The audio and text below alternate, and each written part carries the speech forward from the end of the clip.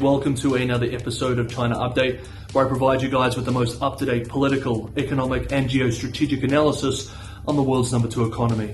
My name is Tony. Let's jump in. Happy Tuesday, everybody. As we discussed yesterday, it's increasingly looking like large parts of Shanghai may finally be able to start the process of opening up after over 6 weeks of frustrating and economically devastating lockdown. At a press conference yesterday, Monday, the city's vice mayor said that Shanghai is embarking on a 3-phase plan this week that will gradually lift restrictions now that 15 of the city's 16 districts had achieved the goal of no community spread. That is, no new cases were found among residents not already in quarantine over the past 3 days. New official daily cases also fell below 1,000 on Sunday, dropping again 12.3% to 823 on Monday, officially at least.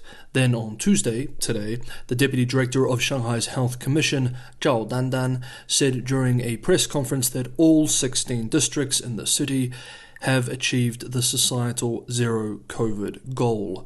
Those who live in communities which have not seen new cases over the past 2 weeks can already go out of their compounds, and as of Monday, some local businesses were permitted to open. We should remember, though, that millions are still in some form of lockdown in the megacity, and as we saw yesterday, the economic damage of this lockdown has been devastating. We should also remember that while this news of opening up is positive, there are still parts of the city under the so-called silent period, that is the highest level of lockdown. Approximately 1 million people are in this position. When the city announces that Shanghai is open, I will travel there personally to see for myself what the situation on the ground looks like. We will continue following what is happening in Shanghai throughout this week. Meanwhile, Beijing's short-term future is looking less rosy. Yet another 3 rounds of mass nucleic acid screening will be carried out in 12 districts across Beijing, that is most of the city, from Monday to Wednesday this week to control the new outbreak of the pandemic in the capital. On Sunday, Beijing extended guidance to work from home in 4 districts of the Chinese capital, including the largest, Chaoyang. These districts now look like Shanghai has in recent weeks. However, restrictions are not as strict as Shanghai, and logistics and supply chain operations in Beijing are less disrupted. On Sunday, too, one of prestigious Peking University's campuses saw a small-scale protest of students unhappy with weeks-long measures requiring them to stay on campus. Tianjin, a major northern port city an hour or so from Beijing, reported a small cluster of new cases yesterday, prompting concern from locals that they may be next to receive district or city-wide restrictions like we have seen in Beijing and other places.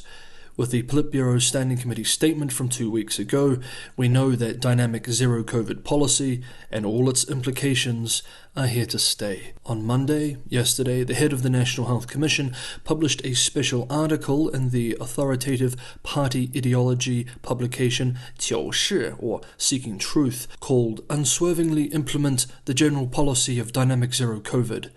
The article unpacks China's plan for the policy going forward, and it suggests, among other things, that zero-COVID could well be still in place well into the year 2023. Indeed, over the weekend, China pulled out of its commitment to host the 2023 Asian Cup due to the ongoing COVID-19 outbreak, showing that officials couldn't even be sure if zero-COVID could be dropped by 2023.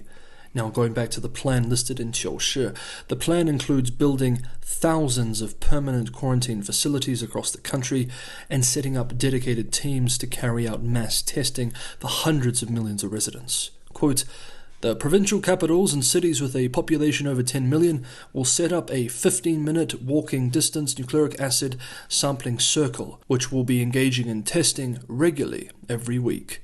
End quote. This is the idea that everyone in these cities is within 15 minutes of a testing site. If implemented, we may well see the creation of a COVID-19 industrial complex, which employs tens or even hundreds of thousands of people, eventually introducing pervasive economic incentives for policymakers to maintain these measures. Okay, next up, decoupling. If you guys are enjoying the video, don't forget to hit the like button. And for anyone who wants to go the extra mile and help keep the channel sustainable, Patreon and Buy Me a Coffee links are in the description below. As always, thank you everybody for the ongoing support. A few weeks ago, we covered General Secretary Xi Jinping's speech at Beijing's Renmin University, where he called on young people to blaze a new path in building world-class universities with Chinese characteristics, rather than simply following foreign standards and models. We are now seeing the real-world policy implications of this directive. In recent days, in a sign of accelerating decoupling, Renmin University, Nanjing University, and Lanzhou University have all withdrawn from the international university rankings. More have signaled that they will join them. State media, which announced the news, trumpeted the decision, expressing that the move is pioneering educational autonomy and education with Chinese characteristics. One article with state-run China Daily enthusiastically wrote over the weekend, quote, "The withdrawal reflects the autonomy and courage of Chinese universities," end quote, and quote, "China's knowledge system, which has lasted for thousands of years, is the longest and most extensive in the world," end quote. Anyone with even a passing knowledge of modern Chinese history may find these ostensible exaltations rather disquieting. A spokesperson for Renmin University, one of China's top 10 universities, told state media, quote, "The university's administrators have reached a consensus and made the decision to withdraw the university from overseas rankings, which conforms with the overall direction of China's education and development and will become a trend," end quote. As of the afternoon on the day the decision was announced late last week, the hashtag "several universities have quit overseas university rankings" had received more than 30 million views and tens of thousands of comments on Weibo. One comment with thousands of upvotes expressed, quote, "Isn't this a kind of decoupling from the world?"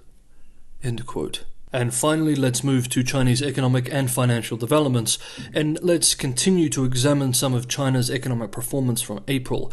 We remember that the official data was even worse than anticipated when published yesterday. The April surveyed urban unemployment rate for 16 to 24-year-olds, the youth unemployment rate, hit the highest level in available data going back to January 2018, having climbed to 18.2% from 16% the previous month. The general unemployment rate climbed to 6.1%. Urban unemployment climbed to a new high of 6.7%. The rate of decline in property sales is accelerating too. Property sales by value in April slumped 46.6% from a year earlier, the biggest drop since August 2006.